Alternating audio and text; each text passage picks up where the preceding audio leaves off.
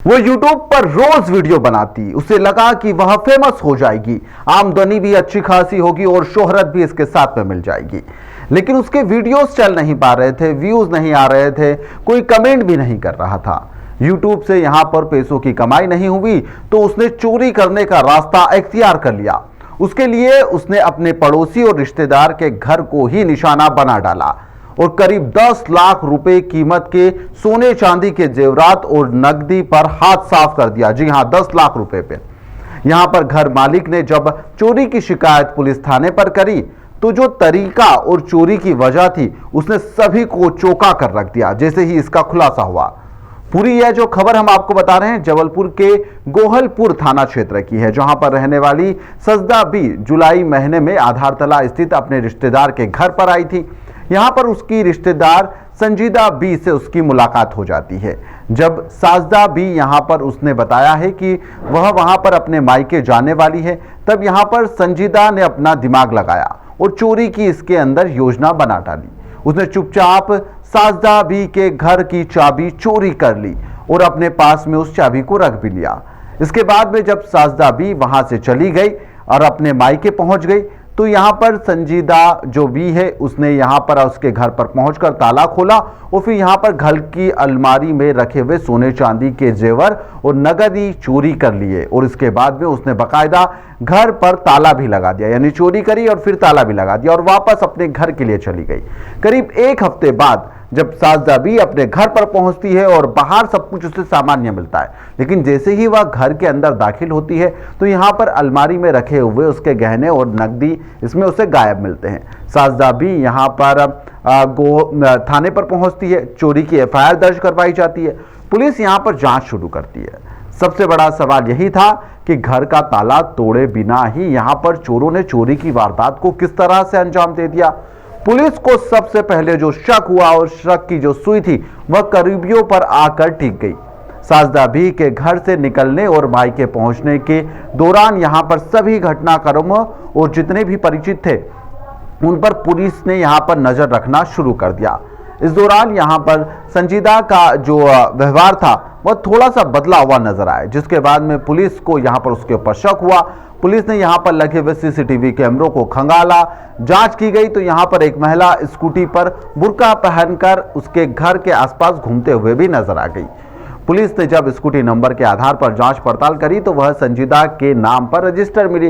इसके बाद में पुलिस ने संजीदा को यहां पर थाने पर बुलाकर जब उससे सख्ती से पूछताछ की गई तो उसने अपना पूरा के पूरा जो जुल्म था वह कबूल कर लिया। संजीदा ने यहां पर बताया कि एक यूट्यूब चैनल उसके द्वारा बनाया गया था, खाने की रेसिपी के वह वीडियोस लगातार उस पर अपलोड कर रही थी। काफ़ी कोशिश करने के बाद में भी उसका जो यूट्यूब चैनल है वह बिल्कुल सफल नहीं हो पा रहा था।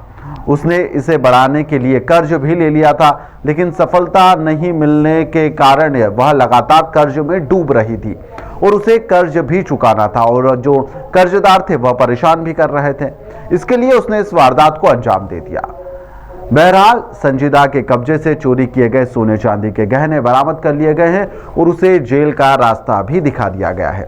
पिछले महीने की घटना है। 24/7/2025 को साजदा पति परवेज कुरैशी निवासी 40 फुट थाना गोहलपुर के द्वारा थाने में रिपोर्ट की गई कि उसके मकान से लगभग 10 लाख रुपए कीमत के सोने और चांदी के जेवरात चोरी कर लिए गए हैं, जिसके संबंध में वरिष्ठ अधिकारियों को अवगत कराकर निर्देश प्राप्त किए गए। थाना गोहलपुर ने अपराध पंजीबद्ध कर उसका क्रमबद्ध विवेचना की, जिस तारतम्य में जानकारी प्राप्त हुई कि संजीदापति अख्तर निवासी राजा चौक थाना गोहलपुर जो है उसकी गतिविधियां संदिग्ध हैं और घटनास्थल के आसपास वो देखी गई है। सीसीटीवी फुटेज का भी एनालिसिस किया गया, जिसमें संजीदा की गतिविधियां लगातार संदिग्ध प्रतीत होने पर उसको थाने पर बुलाया गया। पूछताछ करने पर उसके द्वारा अपना जुर्म स्वीकार किया गया है।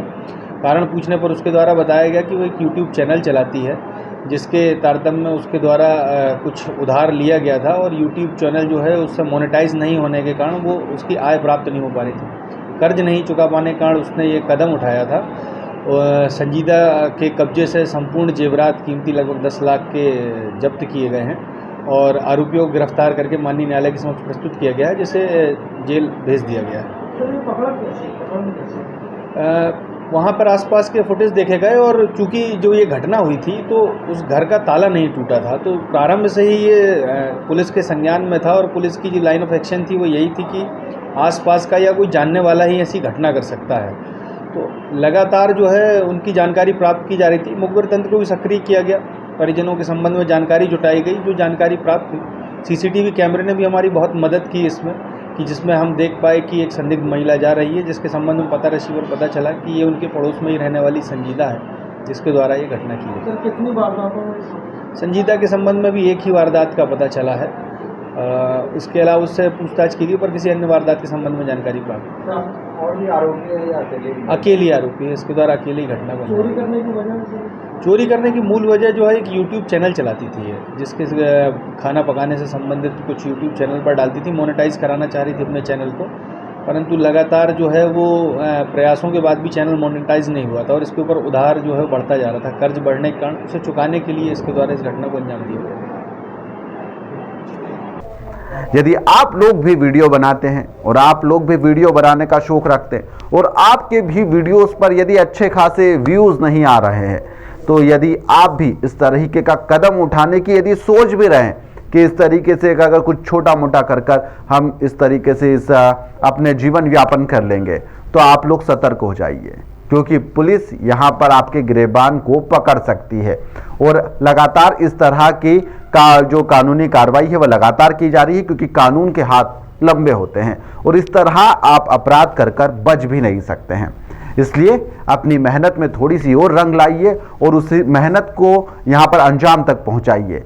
एक ना एक दिन आपको मेहनत के साथ शोहरत जरूर मिलेगी। फिलहाल के लिए इस खबर में इतना ही। आप देखते रहिए द लपेटा।